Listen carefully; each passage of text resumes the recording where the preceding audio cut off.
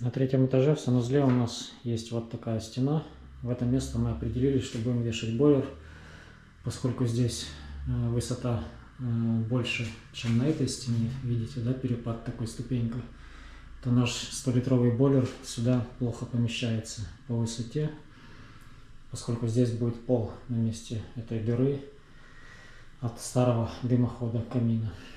И, соответственно, эти стены нужно почистить от копоти гари, которая въелась и которая плохо удаляется путем смывания. Поэтому сегодня буду пробовать это сделать механически. Что из этого получится, увидим. Но в любом случае этот вопрос нужно решить, поскольку монтаж воды и последствия мебели на кухне зависит в том числе от этого мероприятия. Изначально нужно перенести бойлер, протянуть трубы и потом уже устанавливать мебель на кухне. Поэтому буду сегодня это все делать, ну и показывать, соответственно, вам весь процесс.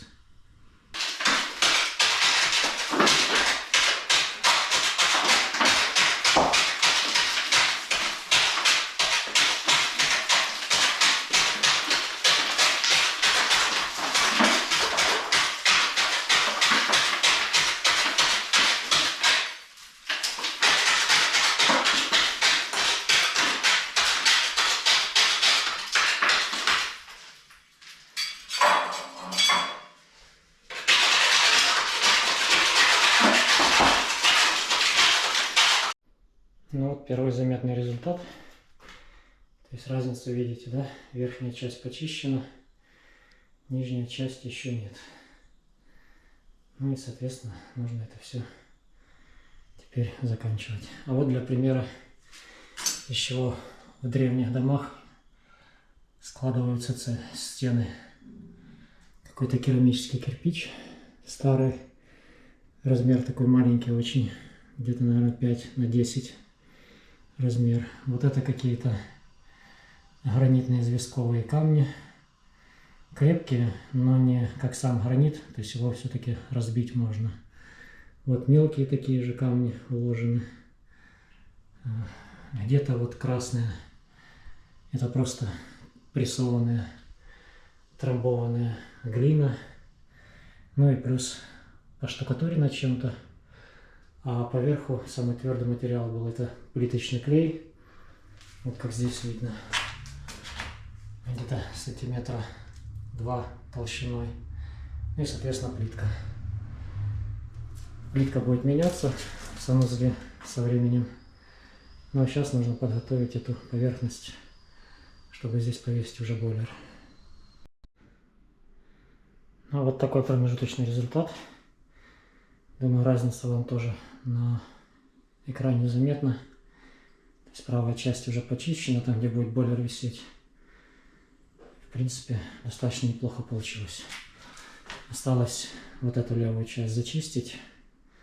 То, что вот смывалось, немного подчистить. И вот основной черный цвет, где его тоже убрать. Вот это раствор какой-то. Там камень, раствор, необожженный кирпич глиняный. Поэтому тут уже стена полностью чистая.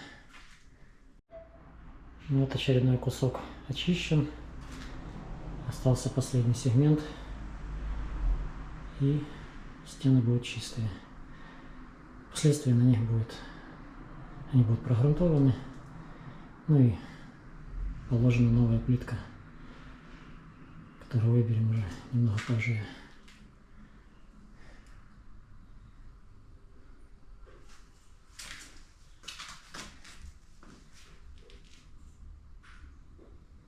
А такая разница.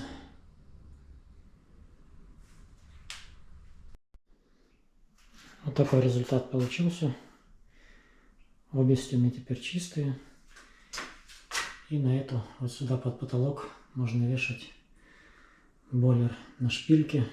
Где-то сантиметров 25-30 в глубину. Поскольку стена очень рыхлая. Вы видите, из чего состоит. Вот вам кладку покажу.